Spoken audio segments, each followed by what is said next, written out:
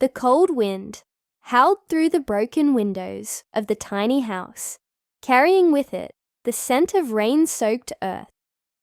Inside, Mira sat hunched over a dimly lit study table, her fingers gripping a tattered textbook. The candle beside her flickered, weakly, its soft glow barely enough to illuminate the words on the page. Across the room, her mother, Asha, watched silently, her heart swelling with both pride and worry. Asha had always dreamed of giving her daughter a better life, one far away from the struggles that had defined her own. Widowed at a young age, she had worked tirelessly, washing clothes, scrubbing floors, and taking odd jobs, just to ensure Mira's education didn't come to a halt.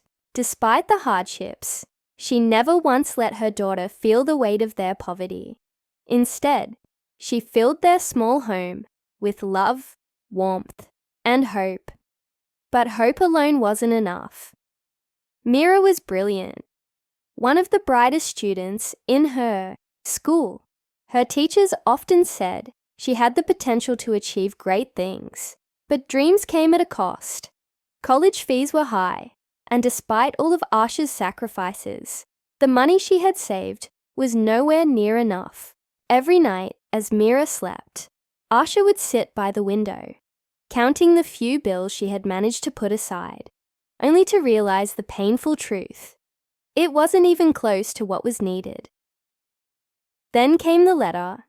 A thick white envelope arrived one afternoon, sealed with the emblem of a prestigious university. Mira's hands trembled as she tore it open, her eyes scanning the words until they landed on the one thing she had been praying for.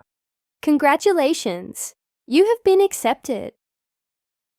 Tears welled in her eyes as she turned to her mother, unable to speak. Asha didn't need words.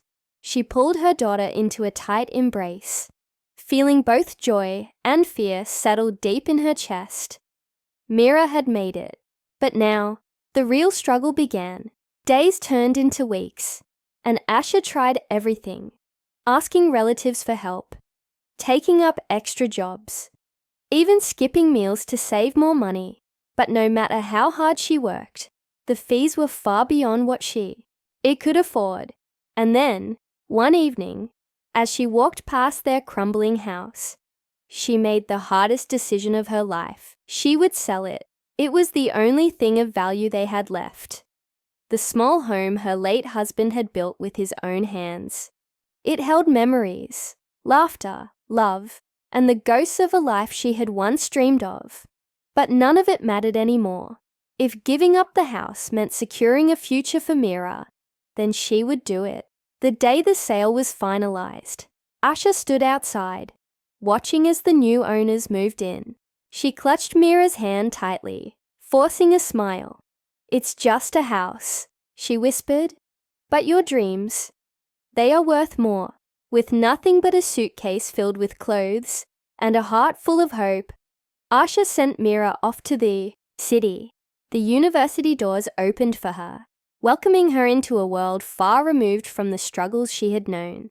The years that followed were a blur of late-night studies, endless exams, and an unshakable determination to succeed.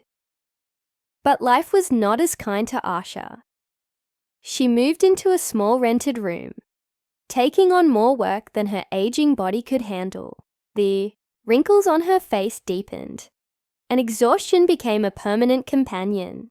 Letters from Mira came less frequently, replaced by hurried phone calls and messages promising, "I'll visit soon, Ma." Then, one day, the calls stopped altogether. Aisha's heart ached with an emptiness she couldn't explain.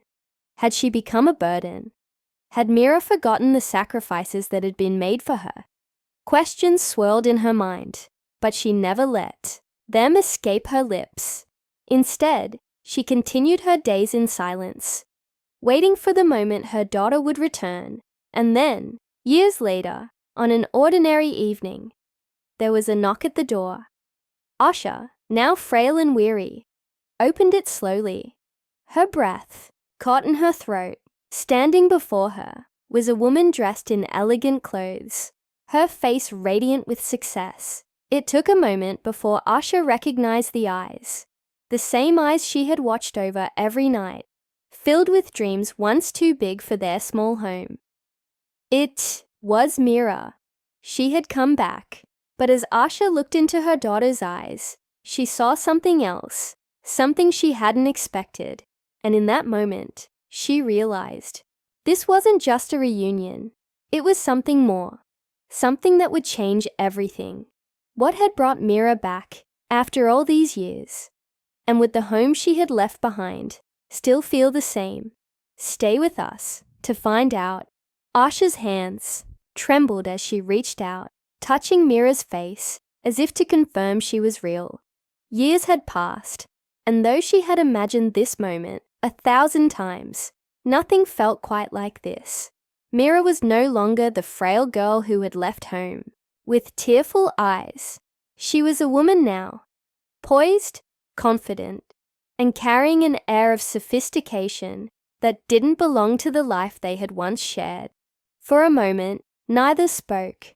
Asha's heart pounded, searching for the right words. Should she ask why Mira had been gone for so long? Should she tell her how much she had missed her? Or should she simply pull her into her arms and pretend the years hadn't created a distance between them? Before she could decide, Mira spoke first. "Ma," she whispered, her voice trembling. "Can I come in?" Aisha nodded, stepping aside. The small rented room was dimly lit, the walls cracked with age. There was little inside, just a bed, a wooden chair, and a few scattered belongings. Mira looked around, her brows furrowing, as she took in the sight. She had left her mother in a house filled with memories, and now she had returned to find her in a place that barely looked like a home. She turned to Asha, guilt pooling in her chest. "You sold everything for me." Asha smiled faintly, brushing a strand of grey hair behind her ear. "It was never a sacrifice, Beta. It was love." Mira swallowed hard, the weight of her mother's words pressing against her heart. She had spent years chasing success, convincing herself that once she made something of herself, she would return and repay her mother for everything. But life had its own way of pulling people into its current. One achievement led to another, and soon she had been swept away by the fast-moving world of career, meetings, and endless responsibilities. She had told herself she would come back when she had more to offer, when she had something grand to give. But standing in front of her mother now, she realized she had already taken too long. Asha studied her daughter's face and saw the emotions flickering in her eyes. She reached for her hand, giving it a gentle squeeze. "Tell me about your life," she said, her voice soft, eager yet hesitant. Mira hesitated for a moment before she started talking. About the university, the job, the people she had met, and the places she had been. Her life sounded like a dream, filled with accomplishments, travel, and a world far removed from the struggles they had once faced together. But beneath the surface of her words, something felt missing. Asha noticed it. She had always known how to read her daughter. There was a distance in Mira's voice, as if she was speaking of a life that wasn't entirely hers, a life she had built, but perhaps not one that had truly made her happy. And then, suddenly Mira fell silent. She looked away, her hands tightening into fists on her lap. Asha frowned. "What is it, Beta?" For a moment, Mira said nothing. Then, with a deep breath, she looked into her mother's eyes and whispered, "Ma, I made a mistake." Asha's heart skipped a beat. She searched her daughter's face for answers. "What do you mean?" Mira hesitated, as if the words were too heavy to say aloud. Then she finally spoke. "I thought success would make me happy. I thought if I worked hard enough, if I earned enough, if I built a life far away from poverty, I would finally feel free." She swallowed, her voice trembling. But somewhere along the way, I lost myself. I lost us. Asha felt a lump form in her throat. She had waited years for her daughter's return, never once allowing herself to feel resentment. She had believed Mira was out in the world, chasing the life she deserved. But now, as she looked at her, she realized something painful. Mira had been running, not chasing. Running from guilt, running from the home she had left behind. And now, something had brought her back. Asha's hands tightened around her daughter's. "What happened, Mira?" she asked gently. Tears welled in Mira's eyes. "I have everything I ever wanted, Ma. The job, the success, the money. But none of it feels like home. None of it feels like you." She took a shaky breath. "I realized that I spent so much time trying to prove myself to the world, that I forgot the one person who loved me without conditions. You gave up everything for me, and she choked on her words. "I let you suffer alone." Asha's eyes filled with unshed tears, but she forced a smile. "Beta, you didn't let me suffer. You lived, and that's all I ever wanted for you." Mira shook her head. "But I left you behind." Asha cupped her daughter's face, wiping away a tear. "You came back," she whispered, "and that's all that matters." But deep inside, Aisha couldn't shake the feeling that Mira's return wasn't just about regret. There was something more, something her daughter wasn't saying. And when Mira finally spoke again, her words sent a chill down Asha's spine. "Ma, I need your help." Asha's breath caught. She had never refused her daughter anything before, and she knew whatever Mira was about to say next would change both of their lives forever. What had Mira done, and what help did she need from the mother she had left behind? The answer was something Asha never could have expected. Asha's hands tightened around Mira's, her heart pounding. "What is it, Beta? What do you need?" Mira hesitated, her gaze dropping to the floor. She looked like the little girl Asha used to comfort after bad dreams. Afraid, vulnerable, searching for safety. But this was different. This fear was deeper, heavier. "Ma." Mira's voice was barely above a whisper. "I made a mistake." Asha's breath hitched. She had heard those words before, but this time they carried a weight that made her chest tighten. "I trusted the wrong people." Mira continued, her voice shaking. "I worked so hard, Ma. I gave everything to my job, to my career. I believed that if I proved myself, if I succeeded, everything would be okay." She swallowed hard. "But I didn't see what was happening around me. And now I might lose everything." Aisha reached out, gently cupping her daughter's face. "Tell me everything," she said softly. Mira closed her eyes, as if gathering the strength to speak. "I worked for a big company. It was everything I had dreamed of. The money, the status, the opportunities. But I was so caught up in proving myself that I didn't question things I should have." She took a shaky breath. "I signed documents without looking closely. I trusted people who weren't who they pretended to be." Asha's brows knitted together.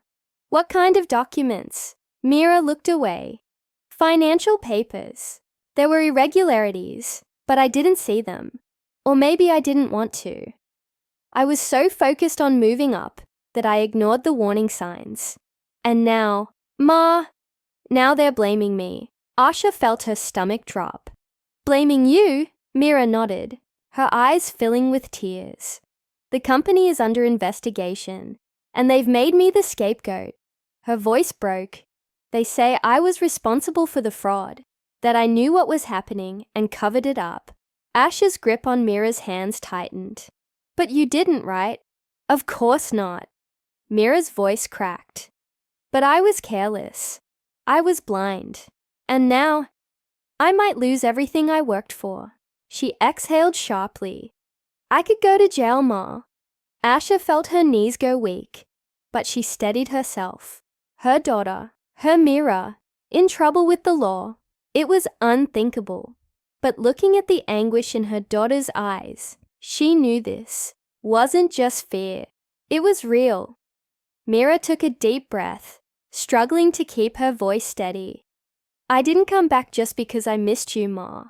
I came back because I didn't know where else to go. I needed you. Asha's heart clenched. After all these years, after all the pain, her daughter still saw her as her safest place. It didn't matter how much time had passed, or how far life had pulled them apart. Mira was still her little girl. Asha straightened her spine, determination burning in her chest. We will fix this, she said firmly. We will fight this. Mira's eyes widened. But how? I don't have money for lawyers. The people who betrayed me, they have power, connections. Her voice wavered. I'm just one person, Ma. Asha shook her head. No, you are not just one person. You are my daughter, and I didn't raise you to give up. Mira's lips trembled. But I let you down. Asha cupped her face, forcing her to meet her eyes. You are here now. That's all that matters. The next few weeks were a whirlwind. Asha may not have been educated, but she had wisdom, and more than that, she had the fierce determination of a mother who would do anything for her child. She reached out to old friends, neighbors, even people she had once worked for. She pieced together every bit of help she could find. And slowly, Mira began to fight. She gathered evidence. She reached out to honest people still within the company. And then, one day the truth came out. The real culprits, the ones who had orchestrated the fraud, were exposed. Mira was cleared of all charges. The day the verdict came, Mira collapsed into Asha's arms, sobbing. I thought I had lost everything, she whispered. But I didn't. I still had you. Asha stroked her daughter's hair, pressing a kiss to her forehead. You will always have me. In the days that followed, Mira realized something. Success wasn't just about money, status, or power. It was about the people who stood by you when everything else fell apart. It was about the sacrifices, the love, the bonds that couldn't be broken by time or distance. One evening, as they sat together, watching the sun dip below the horizon, Mira turned to her mother and said, Ma, I want to buy back our house. Asha's breath caught. Beta. I know it won't be the same, Mira said, her voice steady. But that house was never just bricks and walls. It was where we were together, and I want to go home. Asha smiled, her eyes brimming with tears. She had lost so much, sacrificed more than anyone could ever know. But sitting beside her daughter, she realized she had never truly lost anything. Because in the end, Mira had come back. And that was all that had ever mattered. Sometimes, life takes us far from where we began. But in the end, home isn't just a place. It's the people who love us, no matter what.